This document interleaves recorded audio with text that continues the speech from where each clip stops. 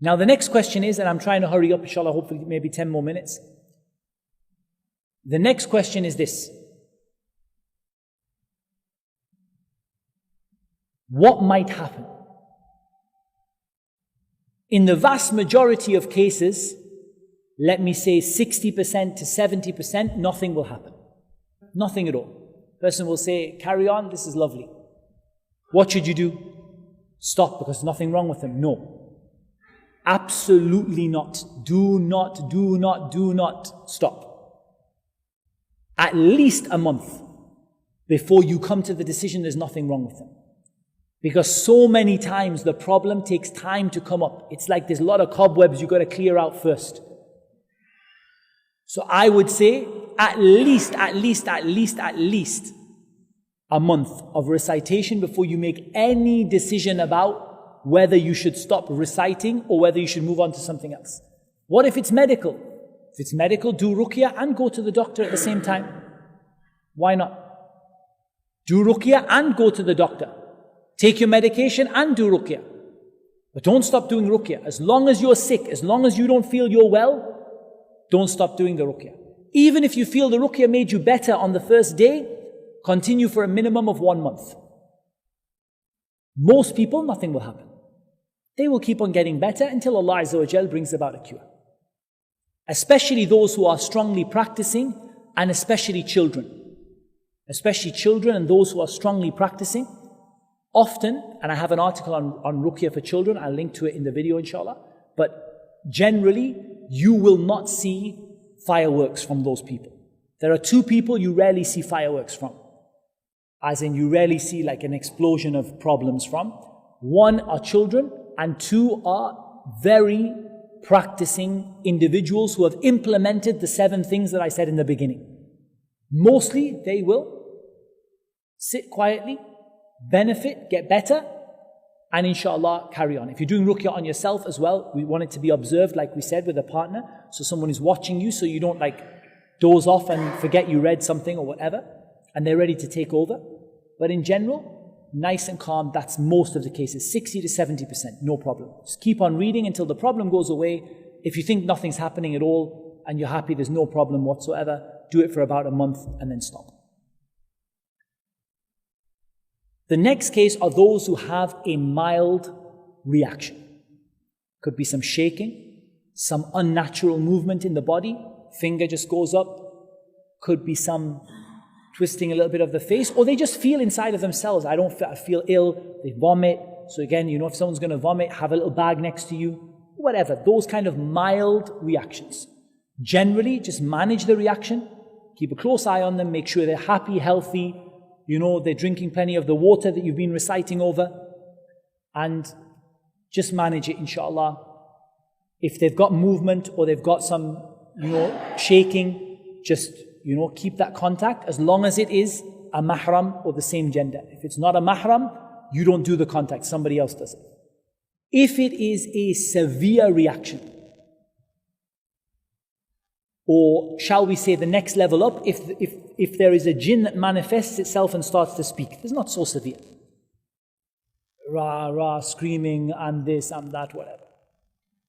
Very, very calmly explain to it that it has to leave.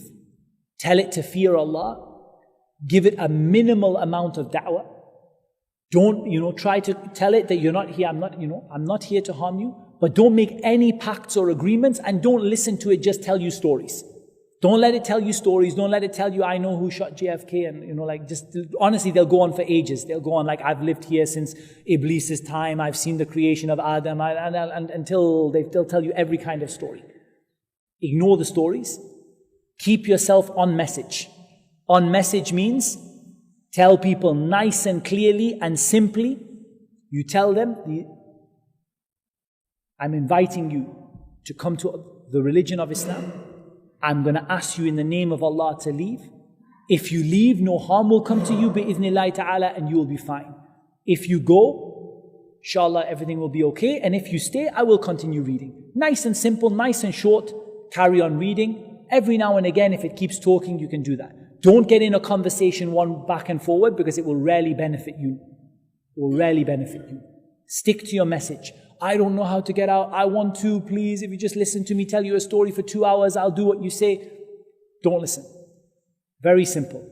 Give them simple message. Ask them to leave in the name of Allah. Do not let them leave in your name. Do not let them make a pact with you. You sacrifice this, I'll go. You bury this for me, I'll go. You free this for me, I'll go. In the name of Allah, leave.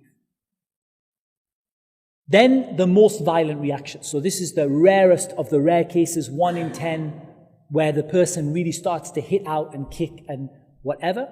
Your first concern is their safety, not yours. Alhamdulillah, you're all adults, like most of you. So please understand this. The first concern is their safety, not yours. Don't start thinking, oh my God, am I going to be safe? And you run out of the room. The first concern is, are they going to be safe? Safely restrain them. That does not mean like punching them, kicking them. That means put a little bit of pressure on their shoulders, get your partner to help. Just push them back so that they don't have any leverage to get, you've pushed them back at their shoulders. They don't have any leverage to get to you. And you just keep them comfortable and safe. Why are you restraining them? So they don't start hitting themselves. So they don't start beating themselves. So they don't start, stabbing themselves or whatever. It's better that you restrain them proactively. That means that you restrain them before they start breaking the house down. So as we said, if you try to rugby tackle them and it starts looking like a jiu-jitsu session, and while it can be done, it's messy. It's messy, you don't think about recitation, you're just wrestling and it's not nice. Much better than that is just be proactive. Sensible environment, they're comfortable, they're leaning back. Just put a little bit of, gentle pressure on the shoulders, keep their arms back, just, so that when you see them hitting out, so that inshallah they don't hurt themselves and they don't hurt you. And one of the rare cases where I would touch a woman who is not a mahram is if she started to hurt herself and her mahram could not handle it, like he could not restrain, or if she starts to hurt me and he can't get her off. That's the only case that I would touch a lady who's not a mahram, I'm not a mahram to her. Very rare that happens. Don't worry about it. Have a partner there. Really, they're not that strong. Focus on using the recitation to weaken them, not your strength. Do not get into a wrestling match with the jinn. You usually lose. Instead of that, focus on recitation. That's why you have a partner. The partner is just keeping them safe, keeping them in place, and you are making them weak by the permission of Allah through the recitation. One further thing that you need to do, or that you should be doing, is looking at some supplemental treatments, like optional treatments. There are lots on the website, but one of them that I would highly recommend is the 7-day program. That 7-day program is there as a treatment alongside the ruqya, not instead of the ruqya. I mean, you can use it instead of the ruqya if it's a mild issue, but generally, it's there alongside the ruqya program, not instead of the ruqya program, alongside the ruqya program. And you can read more about that. We'll post a link to it, inshallah, and an explanation of the program. We have a little video explanation as well, inshallah. We'll be, idhnillah ta'ala, post that.